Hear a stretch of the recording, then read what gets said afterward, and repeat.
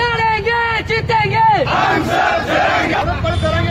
अतिशय खालवत आहे। त्या अनुषंगाने सरकारला ताकद करण्यासाठी सामूहिक निवेदन दिले। तर या निवेदन दखल घेऊन सोमवारपर्यंत आपल्या मागण्या मान्य नाही झाल्या, उपोषण नाही उठवले तर सोमवारी आपल्याला नांदेड बंदसह 16 तालुके बंद करायचे आहेत।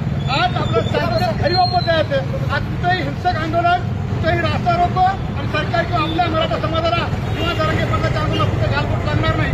असं कुठेही पुढचे आज आणि उद्या नाही करायचे।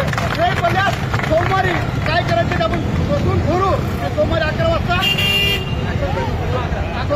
वाजता नांदेड बंद, नांदेडसह 16 तालुके बंदसाठी आपण सर्वांना प्रयत्न करून अधिकारी यांना निवेदन देण्यात आलेलं आहे। मागील 6 दिवसापासून जे जरांगे पाटील उपोषणाला बसलेत, आजचा त्यांचा 5वा दिवस आहे, तरीही सरकार त्याच्याकडे दखल घ्यायला, लक्ष द्यायला वेळ नाहीये।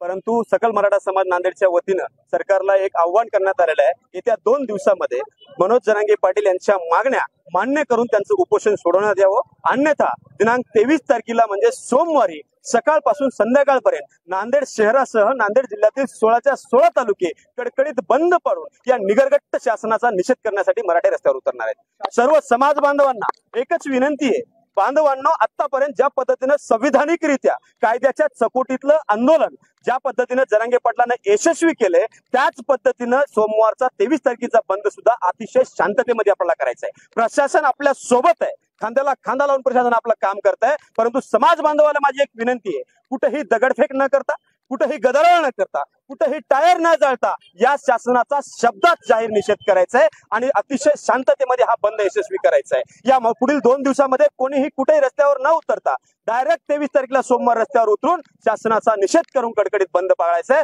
बांधवांनो, विचारपूर्वक करा, कारण ह्या आंदोलनाला